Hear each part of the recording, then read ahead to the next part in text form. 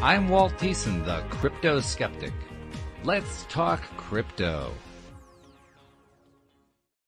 And my special guest today is Arvin Khamseh. He and I were just chatting before we got started here about what's been going on lately with the crypto markets. So today's podcast is quite apropos given what's going on. And he was telling me he's like in demand right now. All the networks want him because they want commentary on what's going on with this. I like the way you said it. You said it in a very gentle way. I called it a bloodbath, but I think you called it something like chaos or something like that. I forget what you said. Yeah, but it's interesting times. I think that was one phrase you used, and that's a good way of describing it. Very interesting times. So anyway, thank you for joining me today on the podcast, Arvin. Of course, thank you for having me. Glad to have you. And well, first of all, since we do have this topic going on of basically a collapse going on in cryptocurrencies, I got to ask you the question: Are you affected directly? I mean, is it hitting your portfolio? Oh yeah, 100%. So. Yeah, I mean, not so much with Luna. So Luna crash just recently happened for people who just not aware of it. But honestly, most of my listeners don't even know what Luna is. I mean, I should give you the lay of the land here. Yeah, I know about this stuff. Listeners don't. So the Luna crash happened in May. Actually happened. One of the NFT projects I was working with, it happened same day they were actually doing their sales. Lovely. I know. They couldn't have picked a better time. Right. So that obviously impacted a lot of people. And then I guess just give you like a rundown of some of the things that are happening. So Celsius, one of the major platforms, a lot of people have, they stake on it. They have their money in it. So they completely paused all withdrawals from all the accounts that they have. It's a trading platform, basically. It's like a trading platform. Right. And then we've got I believe Coinbase, if I'm not mistaken, they laid off about 18% of their employees, like all over LinkedIn. Everyone was just posting about them. That's another one. That's another big brokerage. Yeah, and then we've got I believe not. Maybe it was the NFT Fi. Oh no, not NFT Fi, but Coin. There's a Nexo competitor. So it's the another one similar to. They're all just essentially impacted, right? So like that's basically the high level of the story. But there's another exchange also. They've laid off about 18 to 20% of their employees, of the workforce as well. Yeah. And then SEC is after a bunch of these exchanges, including Binance, which is a huge one. That's one of the biggest ones. Exactly. So in 2017, they had their 15 million raise, their ICO, the initial coin offering, and then they essentially SEC saying that was a security, so that they can't be that. So if they prove it to be the case, then that's also gonna be a mess on its own. That's huge. And then there's an announcement by Fed to increase the interest rate by half a percentage. That will also, so the fear of that to essentially Fed's increasing the interest rate to be able to control the inflation. That the fear of that happening is also impacting the market. So exchanges are kind of in a really tough place with the government being, I guess, the SEC being after them. The Bitcoin, as it's going, I believe it's like 18-month low prices. Ethereum is down by about maybe 50%. So anyways, everything is just on a decline, right? So NFTs on its own is on a decline as well. So like I believe the blue chip collections, maybe the top 10, they're down by maybe 40%, 50% as well. So the people who are just new to this, obviously sometimes they don't even know about this, right? So they're coming in, most people, I would say. Yeah, they're coming in, buying things at a highly, highly discounted price. It's amazing. And then the the people who obviously were in it and we're impacted, if we're like tourists, we're gonna go, then we obviously lost money and that's it. We move on to the next thing, right? The people who are just coming in, if they choose wisely and they buy into things that are, at a discounted price, not only just to make profits, but sometimes also, like when it comes to NFTs, maybe they just want to buy NFTs that are just maybe they were expensive at one point and now they're not, right? So that's also cool. Like they're just collectors, they want to buy NFTs, but now the prices are just more reasonable for them. So anyways, that's a good time for them. That's a really good time for them. And then for people who've made good decisions on like holding on to things that they like, over once this resets, recovers, it's going to be a good time for people in that I guess category as well. When that's going to happen, who knows? But Well, if it's going to happen, I think is another part of the question. yeah, there's that too. Of course, I'm on the. I would just tell you, my stance is on the side of actually building, going even harder in this market. And whether it be the crypto, so I have obviously a crypto portfolio, also NFT portfolio. So on both of them, I'm actually going harder, and building. And the Web3 space also just is a place where a lot of people were just coming in just thinking it's this shiny object, and a lot of them are just already gone. So I'm actually excited because of like the innovations and everything that we can do in this market. So that's my stance on this. It's not something that everyone should do. I think people who are thinking about, spending their rent money on like cryptocurrency. No, do not spend your rent money. No. Right. Bad idea. Right. So if you can't afford to lose it, don't do it. Like just do other things that, this is a purely speculative market and you have to treat it as exactly such. Very volatile. Very volatile. Yeah. It's no fun. It's no fun to just, see this just going up and down that much. Right. Not good for the blood pressure, that's for sure. Yeah. I mean, just to give people an idea, back in November, the entire crypto market was valued at around $3 trillion. It's now valued at 956 billion by coin market cap. It's like, wow, that's a drop. Yeah, that's a huge drop.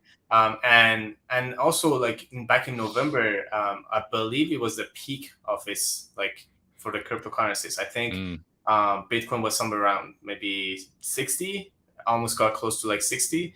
And then Ethereum was a lot higher, and it's not the case anymore, but all good. Yeah, crypto's down to about 23 now, I think, something like that. But yeah, it's seen better days. The thing that's really interesting to me, there are a number of things interesting to me in this whole scenario, and they are factors that led me to want to create this special segment on the LOA Today podcast, because this is kind of separate from the regular podcast.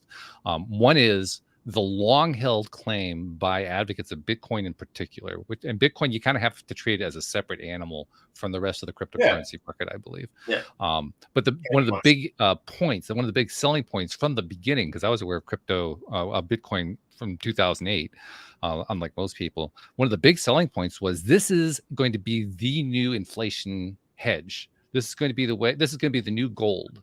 So that whenever the Fed starts to do what they're doing right now, start to edging the rates up and so forth, everybody's going to flee to Bitcoin. And exactly the diametric opposite has happened. In other words, precisely the opposite of what they said was going to happen is actually what's happening. I think and that's exactly what I predicted at the time. I mean, I was one of the ones who didn't bother to mine it because I said, this is a nonsense scheme going on. I'm not going to be a part of this thing. Well, in hindsight, I probably should have done it anyway just to sell it, but that's another story entirely. But the point is that this is a huge selling point, and it's not proving out to be true at all. Right. And also I would add to that the concept that a lot of people just bought into for Bitcoins. Again, reasons for getting into NFTs and cryptocurrencies, that's a very important it's huge. Very important subject. Like why getting into it? It's very important to really pay attention to that for people if they, they're thinking of getting into it, or they're kind of into it, they want to go in more. The reason is really important. So one of the things that a lot of people in the cryptocurrencies, well, especially Bitcoins, they were telling, again, I'm also invested in Bitcoin, like I still have a lot, but one of the things that doesn't seem to be true also is, if you just hold long enough, then you'll see the increase, right? So that's not necessarily the case. Like the Right. concept of just holding on long enough and you will reap the rewards.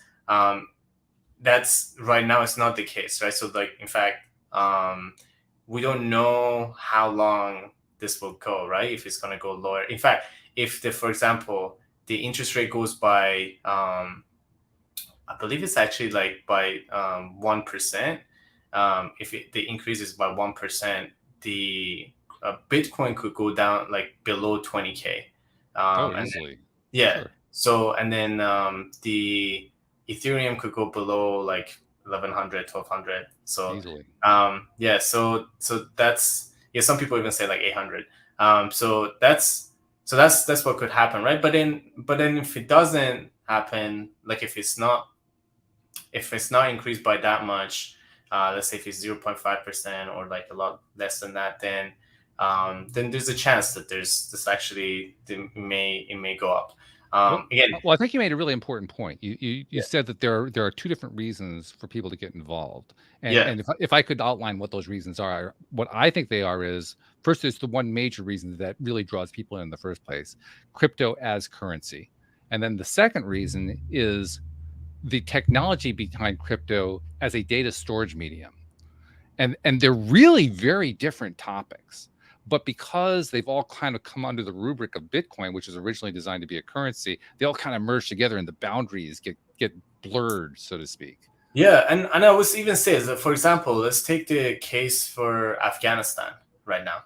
So they after the takeover by Taliban, they so the people in the country, they can't withdraw more than five. I believe it's $200 per day, and then for personal, and then $2,000 per week for business. Mm, mm. So okay, so that's a big problem. Like Oh yeah, that's obviously that not just like maybe growing a business. That's like survival. that's living, yeah, Yeah, surviving, like basic yeah. needs, right? So bitcoins and cryptocurrencies will solve that problem because now they can actually, and a lot of people actually reported they are living and are able to function because they have access to the digital currencies. They can get paid. They can do things that banks are not letting them do, right? So that's right there. That's a value that this is providing. It's got nothing to do with someone getting into cryptocurrencies because they think like Bitcoin price is going to go up. It's the point of like, okay, banks are not going to provide what they need. The transactions need to happen for their survival. And so what else do we do? Like that's the only solution. Mm. So that in that case, see, that's a very different story. Same thing with NFTs as well. So And by the way, we've tried to identify what these terms mean in the oh, past here cool, on the cool. show, but let's actually go into a little bit more. Let's redefine what an NFT is for the Cool. audience. So NFTs stands for non-fungible tokens. So it could be a moment of time. It could be an audio, video, image, and that is stored and I guess submitted on the blockchain. Just blockchain. If you guys don't know what that is, just think about like a major database where just like think about a Google Doc that everyone has access to. Everyone can see it, very transparent. Every transactions that happen, everyone's able to see it. And so I guess the common perception of NFTs is that if you just type out NFTs even on Google, what you'll see is a bunch of profile pictures of animals that people think, okay, so these are just some expensive JPEGs, so these images that they can screenshot, right? So that's what majority of people think of NFTs if they know what NFTs are. Most people don't even know what NFTs are. And so, And for good reason, because I mean, let's be honest, they are an abstraction. They are an abstraction that has been turned into code, and now all of a sudden we're trying to turn this abstraction into something real that we can all tangibly get our hands around. get answer, yeah. And so now, but then if you think about like the actual like problems that NFTs solve, it's far beyond just buying and selling a bunch of profile pictures. And so, for example, in the fashion industry, the concept of authenticity is really a big problem. So let's say you buy a handbag, not you, I'm just saying, like if someone buys a It's not my handbag, color. yeah, handbag of like Prada, then it's really important if you're buying something of that, I guess like with that pricey, let's say, you know, a few $1,000s that you pay for a handbag. It's very important to know that, okay, that is the actual authentic handbag that you're buying, right? So again, not everyone has to buy expensive handbags, but the people who do, it's very important for them to know that they're buying the authentic version, not the fake version, right? So currently, even the companies themselves, they have troubles. Like there actually been like a lot of reports in New York City of like major companies. The employees themselves had trouble actually authenticating what's the real, what's not real, right? Oh yeah. So Counterfeiting's been an issue for many years now, and it's exactly gotten worse over time. right. Now with NFTs, we can solve that problem, and we can actually understand. So we can see who the creator is, what transactions happen, what the price was, how the price has changed for that specific piece of item.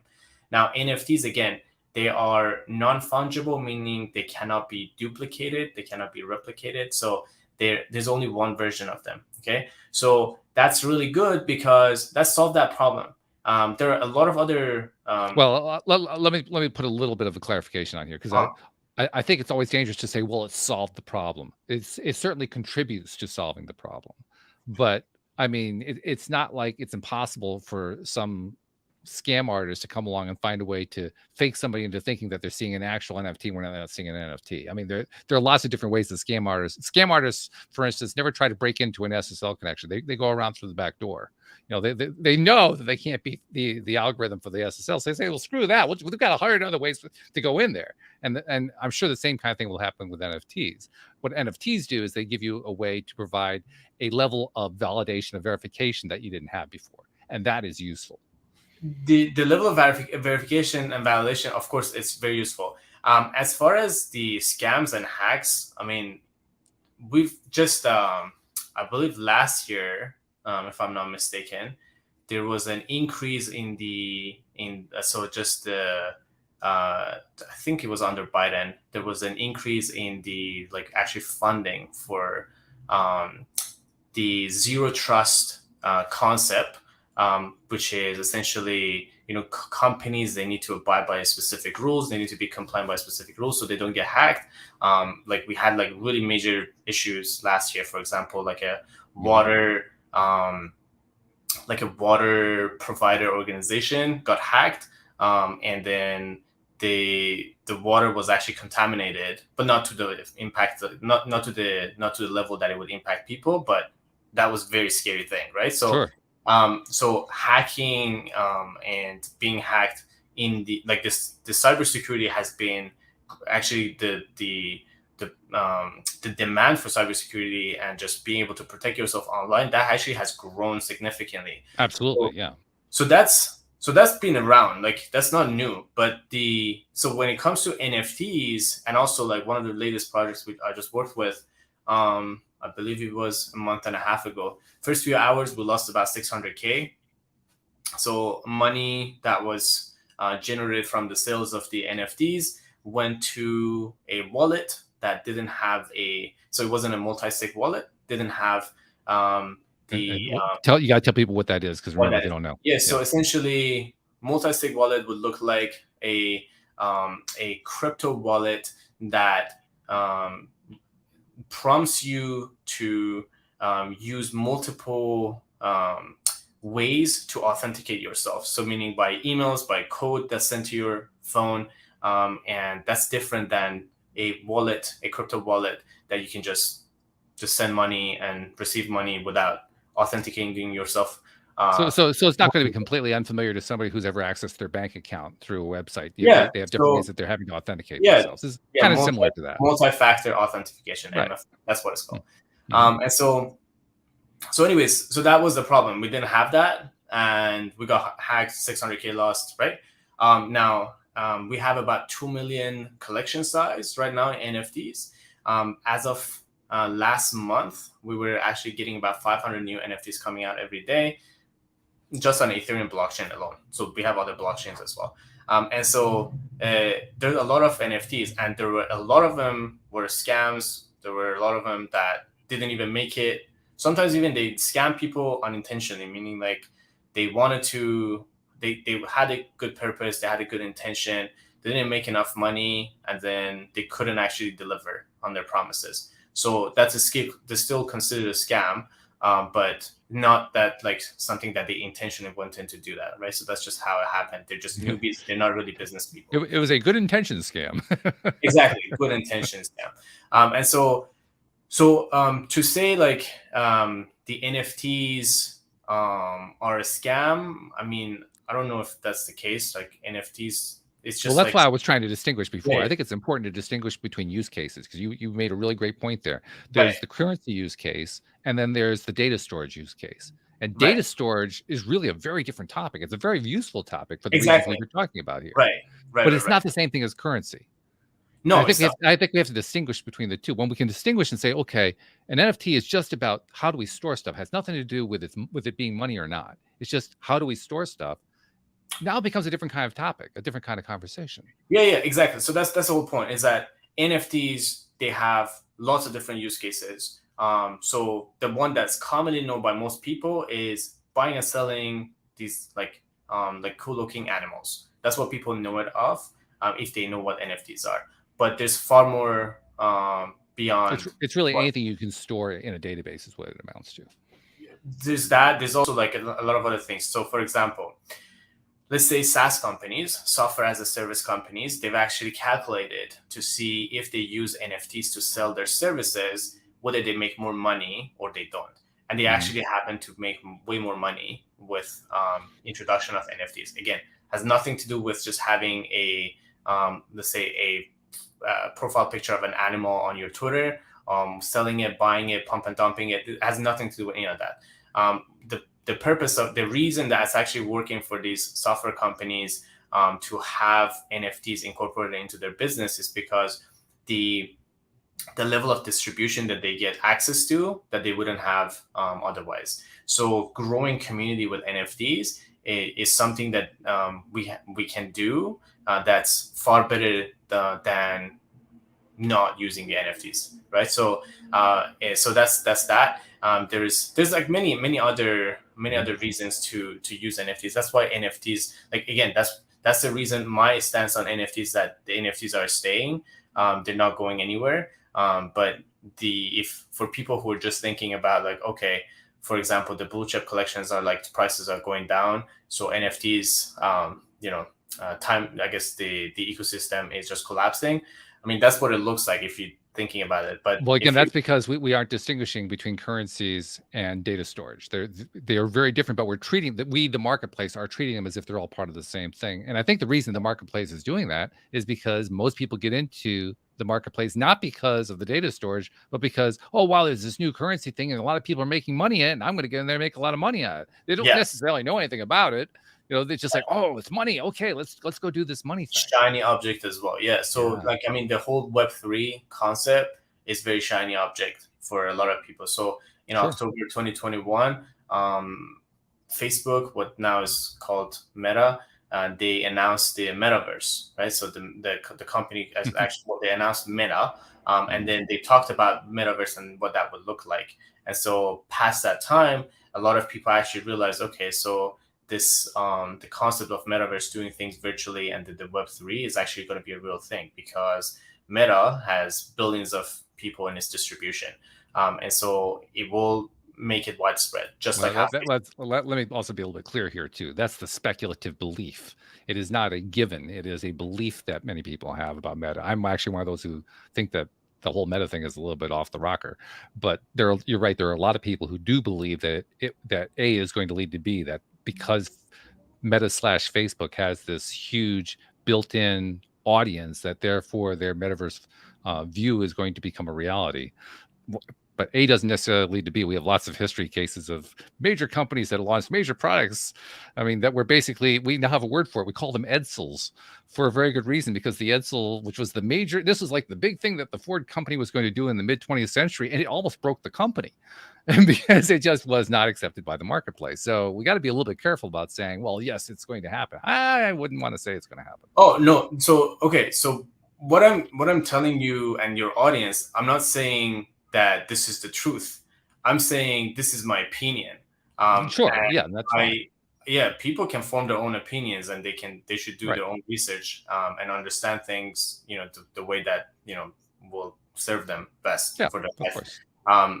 My opinion is that because Facebook has a large distribution, given how Facebook made the whole concept of like Web 2 really widespread. So meaning the concept where people, like, let's say Facebook itself, just the example of that Web 2 being widespread, Facebook will show you content based on information it has from you, right? So for example, I think we all know that. Yeah, exactly. So like if you just even talking about like hotels, a few hours later you're gonna see ads about hotels on your feed, right?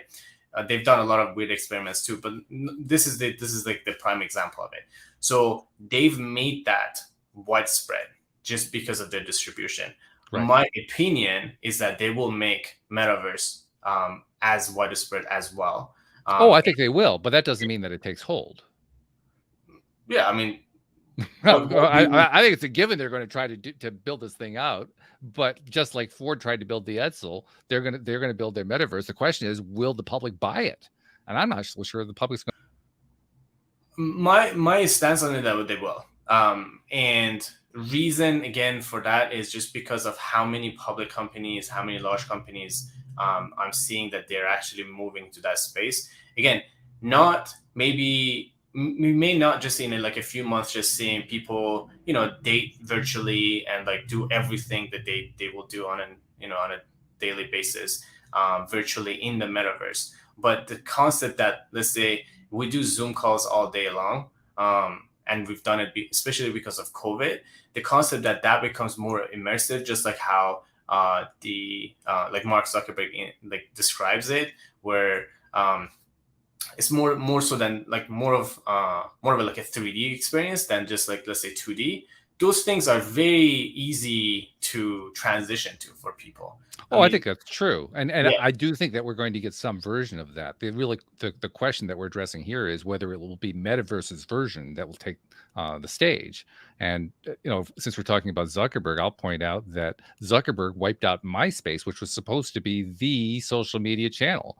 Whereas MySpace today, it's basically non-existent because Facebook came along and wiped them out. So just because MySpace had the market share, they had practically the total market. Just because you have the total market doesn't mean you're going to govern the market space.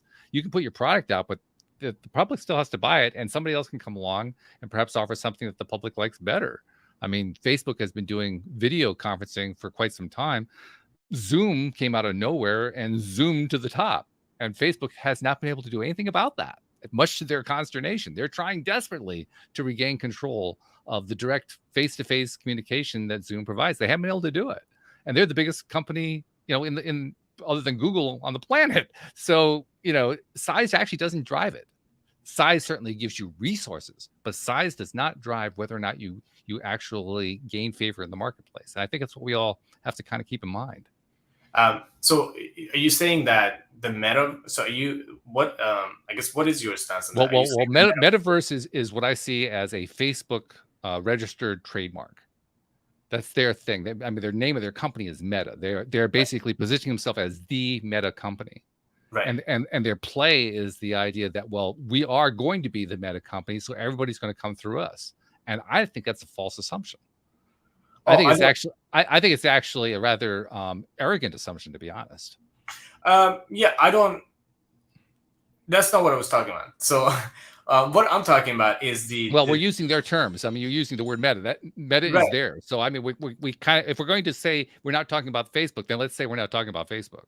Yeah. So what I'm talking about is the concept that the metaverse, whatever version of it comes through, whether be it by, well, I mean, we already have multiple versions of it, right? So there's Decentraland, there's Sandbox, there's many versions of it. So it's not necessarily just done by Facebook, first of all.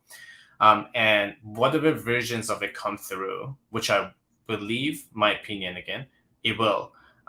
Whatever versions of it come through, it will have NFTs as its constituents, like as its like parts. Certainly, it's going to play a role. Yeah. Right. And so, well, no, that is the rule. Like, you can't have pieces into the metaverse other than NFTs. Like, how else can you have like a character? So that's the only way you can have it. So that's one of the reasons that I believe NFTs will stay, just because of this, again, speculation that this is my opinion, thinking that this will happen, whether it be at White Facebook or any other platform. I think that's true. I think NFTs are going to be. I'm not sure that they are going to be the play, but they are certainly going to be a player. It's going to be, and it's probably going to be a major role. What that role is going to look like, I don't think any of us can really say at this point. It's too early in the game, but certainly there's going to be a role played there. I do want to get back to the currency side of it, though, because that was really the motivation for me to create this segment on the podcast, because that's really the side of things that I think those people who know something about it, they don't necessarily know a whole lot about this whole cryptocurrency thing, but that's the part they're aware of. And that's the part that's driving the whole craziness that's been going on in the speculative marketplace. I mean, it's fun to say that NFTs are driving it, but honestly, NFTs really aren't driving it. They're driving a small piece of it, but from the perspective, of the overall public, I mean, like we were saying before, the public doesn't even know what the NFTs are. All they know is, there's this cryptocurrency thing. So that's really what's driving the train right now. And I think it's going to be driving it for quite some time, even if it drives it into the ground. So I want to get back to that topic for a moment. I want to ask your opinion about, where do you see the currency side of things going, both in the short term and in the long term? Yeah. So are we talking about NFTs or are we talking about cryptocurrencies? We're talking currency at this point. Currency. Okay, cool. So, I mean, it's very much, I would say it's very much dependent on the few things that are happening this month and next month, and I guess the next few months. So all these investigations that are happening with companies like Coinbase, if even one or two of them, they go not so favorably for the, I guess, for the exchange platforms, that could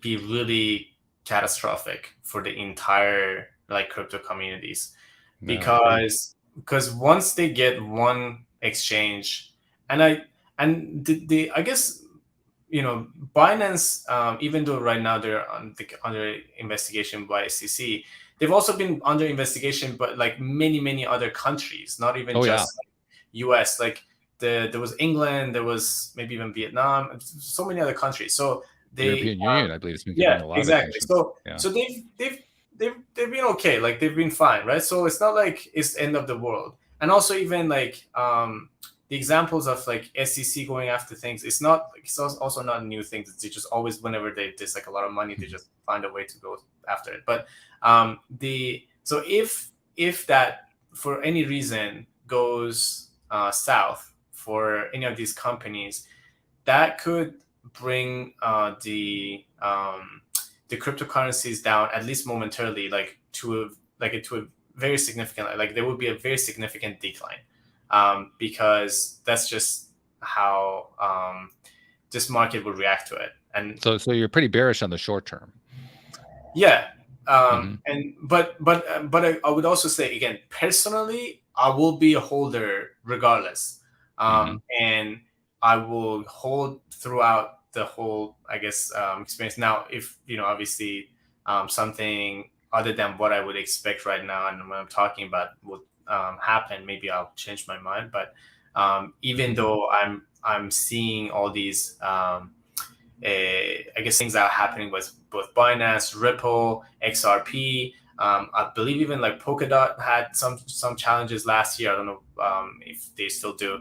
And so they all have been under investigations with regulations. And I mean, last year, or maybe it was beginning of this year, like FBI created a new task force for just like cryptocurrency problems, right? So there's like a very huge increase in the regulations and compliance. So as that's increasing, the margin in profit for traders will go down, first of Sure. all. And then as that's also increasing, then there's just more, it just becomes a lot tighter for these exchanges to be able to function, just like how like, what is it? The one that's, is it, was it Coinbase? I can't remember. The one that's just like having trouble with the liquidity.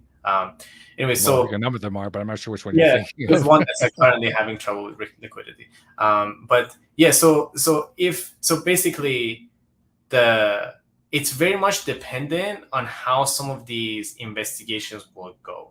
I would say the if we are going through recessions and already, or if it's gonna come soon, that's just gonna happen. Like that's not really the biggest factor. I would say the biggest factor out of all is really just the investigations on these like exchanges and how that goes, and then how the compliance will grow. Again, like inflations are higher, so the Feds will just change things on that. The As far as the all these I guess workforce being laid off, it just scares the market. They keep like all these whales just pulling their money out. But from, again, personal experience, people that I like, the whales I know, the people that like huge investors of Bitcoins, and I really mean like huge. I don't mean like just a few 100,000. They're actually Winklevosses of the yeah, Winklevosses of the world. right. They're actually right now. They're just right now, from what I know personally, them like from them, they're actually buying into Bitcoins right now. Again, not necessarily saying this is the right thing to do for everyone to do, or like buying into it, or like selling into it. None of that. But that is what's happening right now. And so my personal take on, just because I know, again, NFT is gonna be a big player, and NFTs are the transactions with NFTs just happen on a specific like it's either going to be on Ethereum, Solana, or any of those platforms. And with, like, let's say Ethereum 2.0 coming out in maybe August, if they do, who knows? So there's certain like improvements that are going to come through that I'm very excited about. I think it has some bright future as far as like technology. So like just Polkadot just created all the connections between the blockchains. Ethereum 2.0 is just trying to solve a lot of scale and speed and security problems. So I got to cut in here because I'm running out of time here for the show. Yeah. And I want to make sure we get this in there, because you have a mastermind that we need to talk about for about 2 minutes before we sign off. So tell us about the mastermind, Sold Out NFTs. Cool. Yeah. So because there's, again, this is the bear market now. Maybe a bear market when people listening to this, maybe not, right? Regardless, there's a huge value in people who are starting their NFT collections, whether it be it developers, whether it be it artists themselves, or just business folks that they want to get into this NFT Web3 space. I've created this mastermind where people can, like, founders can come together, and then we essentially build a map as we go. So they're not any, like, we don't have like mentors, we don't have schools, we don't really have books or courses on this. And so we are doing things like we're actually selling out collections, and then we're sharing those knowledge with each other and giving each other feedback. And I have my own collection actually coming out in a week as well. And so there's a lot of value in people just being together in this, especially in this bear market, and even past bear market, if they just don't want to waste time and money. So that's the purpose that I created this mastermind, where I want people to be together, not just learn from me. Even though I've worked with 400 plus NFT projects, I have a lot to offer to people, but I just want people to be able to be close to each other and just learn from each other, and be able to actually sell out their collections. Not, again, just because there's monetary value, but sometimes these are artists that they want to actually get the word out for their art. Sure. Right? So okay. And if somebody wants to get involved, how do they find it? Yeah, so if they go to soldoutnfts.io, so that's soldnfts.io, they can learn more about the mastermind, the program that I have, and then on all socials as well, Arvin K NFT. So that is ARVIN KNFT. They can find me, send me a DM on Twitter especially, or LinkedIn if they want to find me over there as well. Happy to chat about their project as well. Excellent. Well, thank you for being on the show. We'll make sure that we include that in the show notes so people can just click the link to get over there. Cool. But thank you for taking the time to talk about this. I wish we had more time, but it just didn't work out for us to be able to do that. But Thanks we for having appreciate me. it. Yeah, thanks for being on. And thank you to our podcast listeners everywhere. We'll see you all next time here on The Crypto Skeptic and LOA Today. Goodbye, everybody.